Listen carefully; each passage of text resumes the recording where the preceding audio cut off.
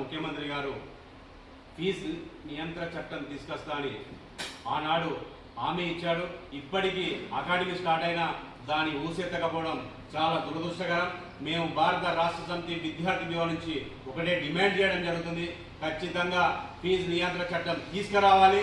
పేద విద్యార్థులకు విద్యను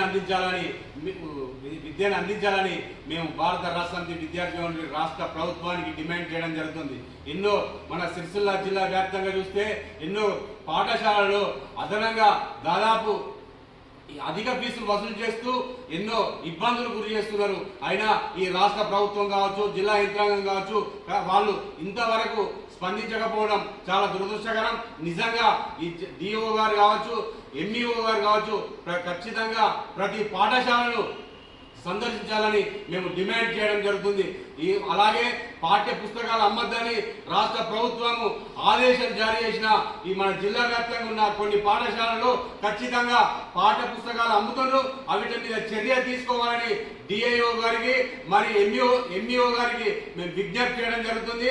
ప్రతి పాఠశాలను సందర్శించి అటువంటి పాఠశాలను ఖచ్చితంగా పాఠ్య పుస్తకాలు ఎక్కడ అమ్మితే అక్కడ పాఠశాలను రికగ్నిషన్ రద్దు చేయాలని మేము ఈ సందర్భంగా భారత రాష్ట్ర సమితి విద్యార్థి విభాగం నుంచి మేము విజ్ఞప్తి చేయడం జరుగుతుంది.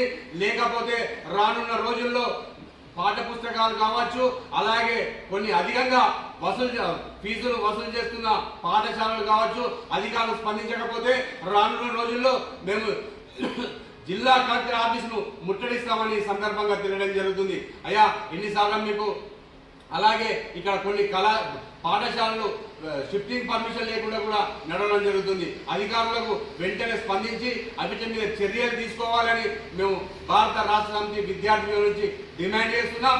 లేకపోతే మేమే ఖచ్చితంగా పాఠశాలల ముందు ధర్నా చేస్తామని సందర్భంగా తెలియడం జరుగుతుంది.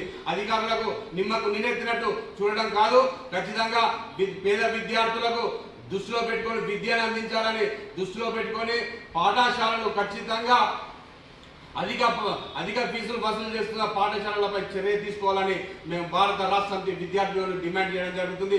అలాగే ఈ రాష్ట్ర ప్రభుత్వానికి ఒకటే డిమాండ్ చేస్తున్నాం. ఇప్పటి నుండే ఖచ్చితంగా అకాడమీ స్టార్ట్ అయింది కాబట్టి ఫీజు నియంత్రణ చట్టం తీసుకురావాలని ఆనాడు కాంగ్రెస్ ఎన్నికల వాగ్దానంలో మేము ఖచ్చితంగా ఫీజు నియంత్రణ చట్టం తీసుకొస్తామని సందర్భంగా తెలియడం జరిగింది. ఇప్పుడు అధికారం వచ్చిన తర్వాత గద్దెనెక్కిన తర్వాత విద్యా వ్యవస్థనే పట్టించుకోకపోవడం చాలా దురదృష్టకరం. నిజంగా వాళ్లకు విద్యార్థుల మీద ఏమైనా ప్రేమ ఉంటే వాళ్ళ బంగారు భవిష్యత్తు దృష్టిలో పెట్టుకొని ఫీజు నియంత్రణ చట్టం తీసుకురావాలని మేము భారత రాష్ట్ర సమితి విద్యార్థి విభాగం నుంచి డిమాండ్ చేయడం జరుగుతుంది. ఇప్పటికైనా మన రాజన్న సిరిసిల్ల జిల్లాలో ఉన్న అధిక ఫీజులు వసూలు చేస్తున్న పాఠశాలలపై ఉన్నత అధికారులు ఖచ్చితంగా వాళ్ళు చర్యలు తీసుకోవాలి. లేకపోతే మేము రానున్న రోజుల్లో విద్యార్థులతో కలిసి పెద్ద ఎత్తున ఆందోళన కార్యక్రమం చేయడానికి కూడా మేము సిద్ధంగా ఉన్నాం. అలాగే అవసరమైతే కలెక్టర్ ఆఫీస్ ముట్టడించడానికి కూడా వెనుకాడమని సందర్భంగా తెలియడం జరుగుతుంది.